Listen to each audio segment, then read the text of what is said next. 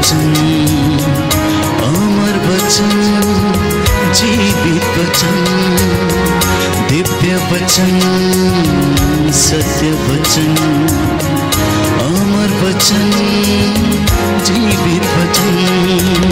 साई दा बामा बनी दा बामा बगरे सनी रे सनी रे सनी रे सनी रे सा। दिव्य वचन, सत्य वचन, अमर वचन, जीवित वचन, दिव्य वचन, दिव्य वचन।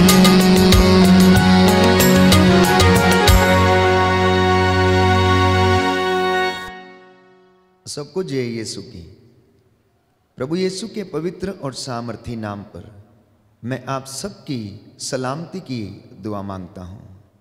प्रियजनों, इससे पहले कि हम प्रभु का वचन सुने, मैं प्रार्थना करना चाहता हूँ कि परमेश्वर आपको बुद्धि और ज्ञान का वरदान प्रदान करें।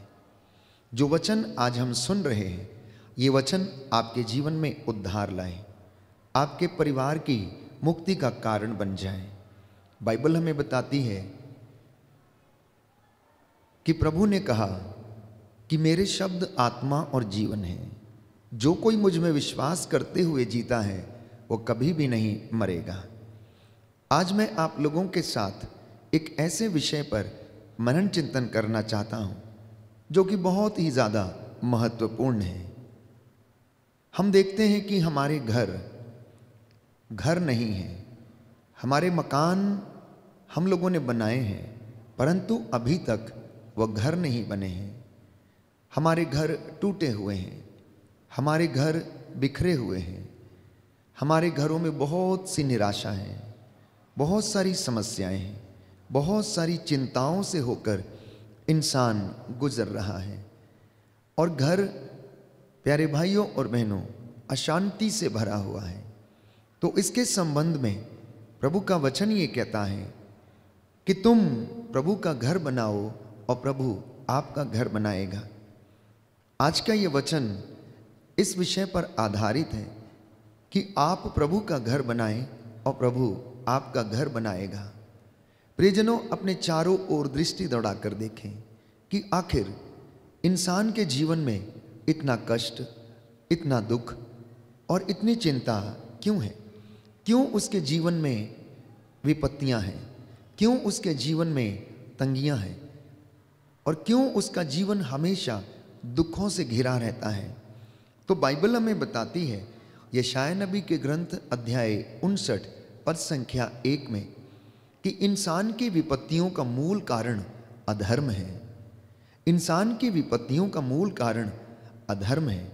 अर्थात जब इंसान ईश्वर के मार्गों को छोड़कर अपने रास्तों पर आगे बढ़ता है, वो अधर्म के रास्ते अपना लेता है, तो उसके जीवन में शांति नहीं रहती। क्योंकि धर्म तो हमें शांति, न्याय और प्रेम सिखाता है। वो सत्य के मार्ग पर चलने के लिए हमें समझाता है। प्रभु का वचन हमारा मार्ग प्रशस्त करता है और हमारा पथ आलोकित करता है। तो विपत्तियों का मूल कारण प्रभु की अवज्ञा है। विपत्तियों का मूल कारण प्रभु की अवज्ञा है। कहने का तात्पर्य यह है कि प्रभु की आज्ञाओं का पालन नहीं करने से इंसान विपत्तियों में घिर जाता है, दुखों में घिर जाता है। इंसान के जीवन में दुखों का जो मुख्य कारण है, प्यारे भाइयों और बहनों, वो इस सांसारिक चीज़ों पर आसक्ति है। धन और माया मोह पर आसक्ति के कारण दुख और कष्ट जीवन में आता है। इसलिए प्रभु ये कहता है कि प्रभु का दिन पवित्र रखो। जब हम उसका दिन पवित्र नहीं रखते तो स्वाभाविक है कि हम उसके रास्ते से भटक जाते हैं और उसकी कृपाओं से वंचित हो जाते हैं। ईश्वर का आदर नहीं करना, अपने रास्तों को चुनना, परमेश्वर को घर में एवं जीवन में प्रथम स्थान नहीं देना, अपने व्यक्तिगत जीवन में प्रभु का आदर नहीं करना, अर्थात अपने जीवन में अहंकार, घमंड और ऐसी तमाम बुराइयों के कारण अपने जीवन को नष्ट करना, यही दुख का सबसे बड़ा कारण है। सांसारिक और दुनियावी चीजों पर आसक्त रहना, प्रियजनों, हमारे जीवन में दुखों का सबसे बड़ा कारण है। बाइबल हमें बताती है कि अधर्म के कारण हमारे जीवन में कष्ट आता है, बुराई के कारण हमारे जीवन में दुख आता है। धार्मिक मूल्यों की कमी जब हमारे जीवन में हो जाती है तो हमारा जीवन अस्त व्यस्त हो जाता है। जब हमारे जीवन से, हमारे परिवार से प्रार्थनामय माहौल दूर हो जाता है, या फिर हम अपने आप को प्रार्थना से अलग कर लेते हैं, तो हमारे जीवन में कष्ट आने शुरू हो जाते हैं। तो इस संबंध में हग्गाई नबी अध्याय 1 पद संख्या 4 में कहता है कि जब यह मंदिर टूटा फूटा पड़ा है तो क्या यह तुम्हारे लिए आच्छादित घरों में रहने का समय है? इसलिए विश्वमंडल का प्रभु ये कहता है कि तुम अपनी स्थिति पर विचार करो। तुमने बहुत बोया किंतु कम लुनते हो, तुम खाते हो किंतु तुम्हें तृप्ति नहीं मिलती, तुम पीते हो किंतु तुम्हारी प्यास नहीं बुझती, तुम कपड़े पहनते हो किंतु तुम्हारा शरीर गर्म नहीं होता, और मजदूर अपना वेतन पाता है किंतु वह उसे छेद वाली थैली में डालता है। हम में से कितने लोगों की ये दशा है कि हम खाते हैं, हमारी भूख नहीं मिटती, हम कमाते हैं परंतु हमारे घर में वो रुकता नहीं। जरा पता लगा कर देखिए, मनन चिंतन करके देखिए कि इतनी मेहनत करने के बाद, इतना कठिन परिश्रम करने के बाद फिर भी जीवन में सुख नहीं है, शांति नहीं है, जीवन चिंता से भरा हुआ है। और प्रभु ये कहता है कि जब यह मंदिर टूटा फूटा पड़ा है तो ऐसे समय में तुम ये कैसे सोच सकते हो कि तुम आच्छादित घरों में रहोगे, तुम आनंदित होकर रहोगे। इसलिए संत पौलुस याद दिलाता है कुरिन्थियों के पहले पत्र अध्याय 3 पद संख्या 16 में, क्या आप नहीं जानते कि आपका शरीर पवित्र आत्मा का मंदिर है? क्या आप नहीं जानते कि आपका शरीर पवित्र आत्मा का मंदिर है?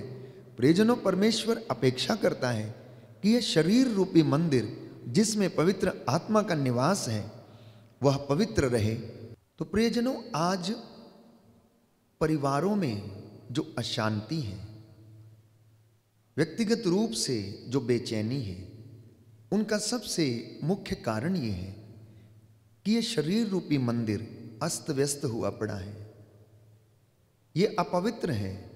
इसकी वजह से इसमें शांति नहीं है और कृपा नहीं है। हम प्रभु की महिमा से वंचित हुए पड़े हैं। इसलिए नबी सफन्या अपने ग्रंथ अध्याय 2 पद संख्या 3 में कहता है कि ओ प्रभु के आदेशों पर चलने वालों, तुम लोग पवित्रता की और विनम्रता की साधना करो। प्रभु का वचन कहता है कि तुम लोग पवित्रता और विनम्रता की साधना करो।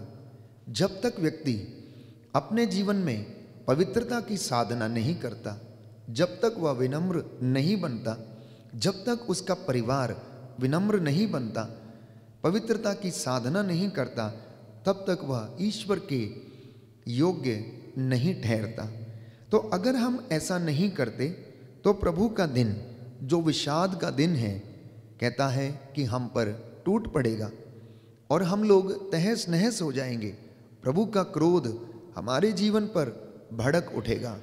इसलिए संत पौलुस कहता है कि ये दिन बुरे हैं, इसलिए आप इन बुरे दिनों में परमेश्वर के साथ जुड़े रहें। एफेसियों का पत्र अध्याय 5 पद संख्या 16 कि ये दिन बुरे हैं, आप लोग समय के चिन्हों को पहचानो, आप लोग जागते रहें, कहता है। थिस्सलुनीकियों के पहले पत्र अध्याय 5 पद संख्या 1 में प्रभु का वचन कहता है कि आप लोग जागते रहें और अपने निवेदन निरंतर प्रभु को समर्पित करते रहें, धन्यवाद करते रहें, जिससे कि आप परीक्षा के समय में दृढ़ बने रहें और आपका विश्वास प्रभु के आने के समय दृढ़ पाया जाए। तो ईश्वर की इच्छा को जानने का प्रयास करें। अगर आप उसके घर को बनाना चाहते हैं तो ईश्वर की इच्छा को जानना विश्वासी के लिए निहायत ही ज़रूरी है। और ईश्वर की इच्छा ये है कि आप लोग पवित्रता की साधना करें। ईश्वर की इच्छा ये है कि आप लोग विश्वास की साधना करें। ईश्वर की इच्छा ये है कि आप लोग विनम्र बने। ईश्वर की इच्छा ये है कि आप लोग पवित्र बने, क्योंकि प्रभु ये कहता है, मैं तुम्हारा स्वर्गीय पिता पवित्र हूँ, तुम मेरे लिए पवित्र बनो। संत पौलुस कहता है अफेसियों को लिखते हुए अध्याय 4 पद संख्या 18 में, बेकार की बातों की चिंता ना किया करें। आज दुनिया में बहुत सारे विश्वासी बेकार की बातों की चिंता में रहते हैं। तिमोथी के पत्र में पढ़ते हैं, जो बेकार की बातों की चिंता करता है, जो व्यर्थ ही बकवाद करता है, जो व्यर्थ की बातों में लगा रहता है, चुगलीखोरी में लगा रहता है, वो बहुत जल्दी अपना विश्वास खो बैठता है। वो बहुत जल्दी ईश्वर से दूर चला जाता है। इसलिए संत पौलुस हिदायत देता है कि अगर आप प्रभु का घर बनाना चाहते हैं तो आप प्रभु के लिए पवित्र बने। और कहता है बेकार की बातों की चिंता मत किया करें, क्योंकि इन तमाम बातों की चिंता गैर यहूदी करते हैं, जो परमेश्वर को नहीं जानते, जिन्होंने उसके विषय में नहीं सुना है। केवल वे लोग व्यर्थ की चिंता करते हैं। प्रियजनों, मसीह लोग आशावादी लोग हैं। Christian people are the people of hope. हम इसी विश्वास के साथ आगे बढ़ते हैं कि परमेश्वर हमारे जीवन में हमें आशीष और कृपा प्रदान करेगा, हमें महिमान्वित करेगा और अपने राज्य में हमें प्रवेश पाने देगा। और उसके राज्य में हम उसकी मेज पर बैठेंगे, खाएंगे और आनंद मनाएंगे। हम जब उसकी तरफ देखते हैं तो वो हमें आनंदित करता है और हमारे मनोरथ को पूरा करता है। तो संत पौलुस कहता है अफेसियों का पत्र अध्याय 4 पद संख्या 25 कि आप लोग झूठ बोलना छोड़ दें, सब लोग सत्य बोलें।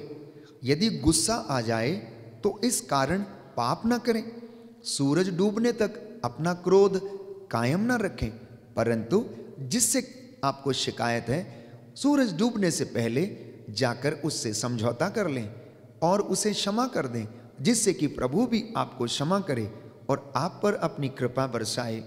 क्योंकि संत पौलुस कहता है पेतरुस के पहले पत्र में अध्याय 5 में हम पढ़ते हैं कि शैतान दहाड़ते हुए शेर के समान विचरता फिरता है कि किसे फाड़ खाए। इसलिए संत पौलुस कहता है कि आप लोग शैतान को अवसर ना दें। तो अगर आप अपना घर प्रभु की इच्छा के अनुसार उसके अनुरूप बनाना चाहते हैं तो आपको इन तमाम बातों का ध्यान रखना होगा कि आप शैतान को अवसर ना दें, जिससे कि वह आपके परिवार में कोई गलत काम कर सके, आपके परिवार को बर्बाद कर सके। दूसरी बात वो कहता है कि आपके मुख से अश्लील बातें ना निकलें, आपका मुख पवित्र हो, आपकी जुबान प्रभु की स्तुति करने वाली बन सके, धन्यवादित हो और वो हमेशा परमेश्वर का शुक्रिया अदा करे। परमेश्वर का घर जब हम बनाने का प्रयास करते हैं तो एक विश्वासी को इन तमाम बुराइयों से बचने की आवश्यकता है। जैसा कि संत पौलुस कहता है कि आप लोग कटुता से, उत्तेजना से, क्रोध से, लड़ाई से, झगड़े, परनिंदा और हर तरीके की बुराई से बचने का प्रयत्न करें। इन तमाम बुराइयों से आप लोग दूर रहें और तभी आप ईश्वर का घर बना सकते हैं। प्रियजनों, प्रभु पवित्र है और वो चाहता है कि आप भी पवित्र बने। नबी सफन्या के ग्रंथ अध्याय 2 पद संख्या 3 में हमने पढ़ा कि विनम्रता और पवित्रता की आप लोग साधना करें। जब तक परिवार इन गुणों से भरपूर नहीं है तो वह परिवार ईश्वर के रहने का स्थान नहीं बन सकता है। आज जो वचन प्रभु ने आपको दिया है विशेष रूप से वो ये है कि आप लोग प्रभु का घर बनाएं और प्रभु आपका घर बनाएगा। अब आप पूछेंगे कि प्रभु का घर हम कैसे बना सकते हैं? प्रभु का घर बनाने के लिए एक विश्वासी को सबसे पहले अपने विश्वास में दृढ़ होना चाहिए। आपका विश्वास कैसे दृढ़ होगा? वचन पर मनन चिंतन करके, नित्य प्रतिदिन घर में प्रार्थना करके प्रभु को धन्यवाद देकर और अपने पापों और गुनाहों को नित्य प्रतिदिन प्रकट करके उसको त्याग देना, तब जाकर आप परमेश्वर में दृढ़ होते जाएंगे। अपने बच्चों को विश्वास एवं संस्कारिक शिक्षा देना, अपने परिवार में ईश्वर को प्रथम स्थान देना। ईश्वर का स्थान सबसे पहले परिवारों में होना चाहिए। कहने का तात्पर्य यह है कि सुबह उठकर प्रभु का धन्यवाद करें और शाम को प्यारे भाइयों और बहनों लौटते समय प्रभु का धन्यवाद करें और वह आपका घर बनाएगा।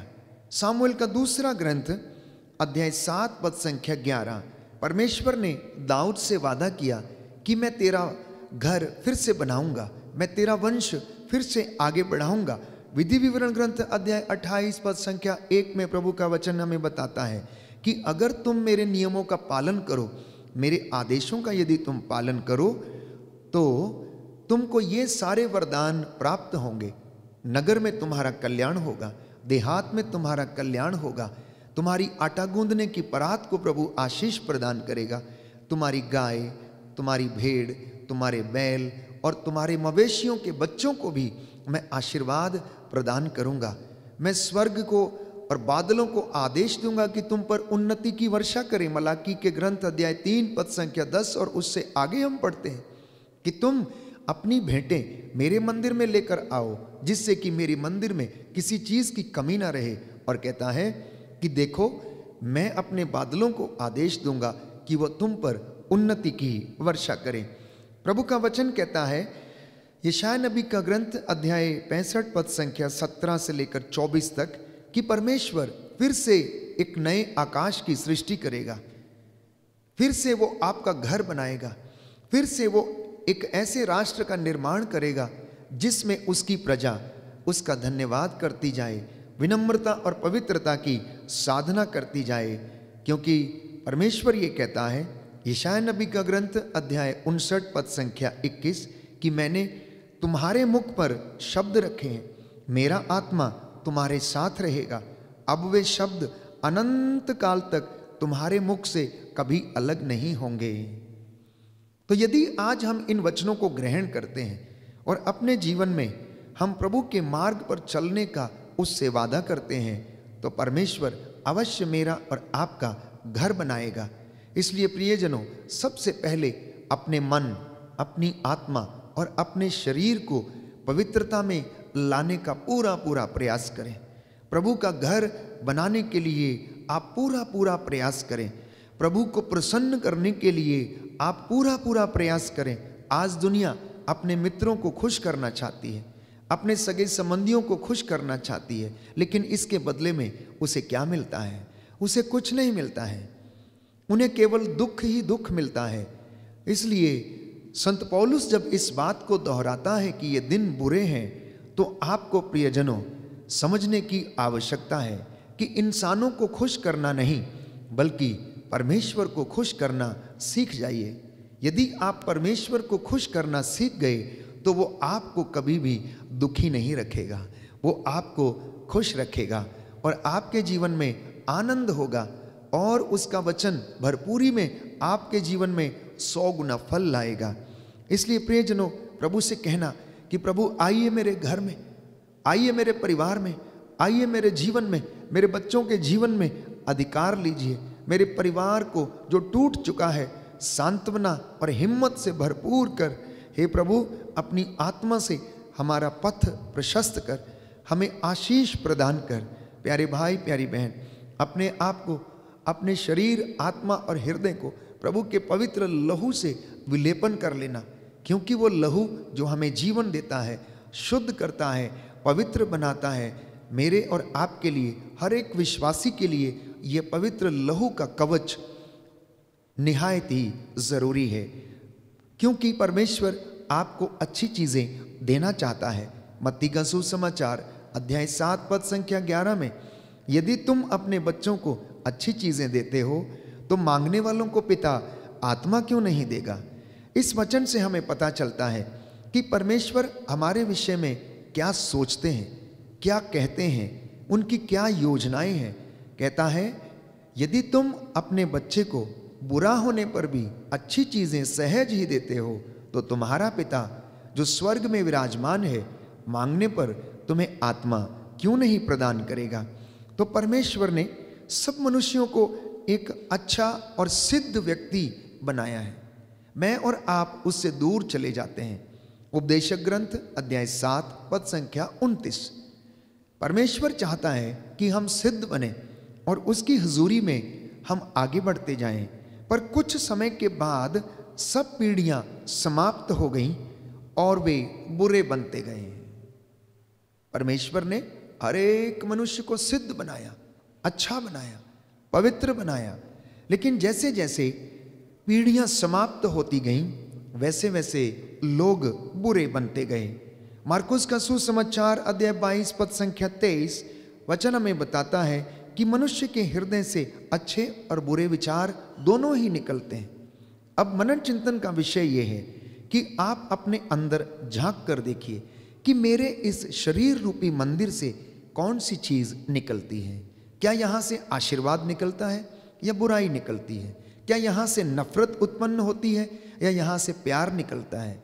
क्या यहाँ से लोगों की सेवा करने का भाव निकलता है या लोगों का शोषण करने का भाव निकलता है? आज इंसान को ये पता लगाने की आवश्यकता है कि क्या इस इंसान का हृदय परमेश्वर का मंदिर है या फिर शैतान का कारखाना है। ये अत्यंत ही आवश्यक है, क्योंकि जब तक आप इस बात से अवगत नहीं हैं तब तक प्यारे भाइयों और बहनों हमारे लिए यह संभव नहीं कि हम परमेश्वर के लिए घर बना सकें, उसे प्रसन्न कर सकें और उसकी शांति हमारे जीवन में विराजमान हो जाए। इसलिए प्यारे भाइयों और बहनों, आज का ये वचन जिसे हमने सुना है हमारे जीवन में और परिवार में 100 गुना फल लाए। मैं पुनः एक बार दोहराना चाहूँगा कि आप लोग परमेश्वर का घर बनाएं, जिससे कि परमेश्वर आपका घर बना सके। आप लोग परमेश्वर का आदर करें, अपने घर में उसको प्रथम स्थान दें और वो आपका आदर करेगा। लेकिन जो उसको तुच्छ मानता है परमेश्वर भी उसे तुच्छ जानता है। आइए हम प्रार्थना करें, आज का वचन हमारे जीवन में 100 गुना फल लाए। आमीन।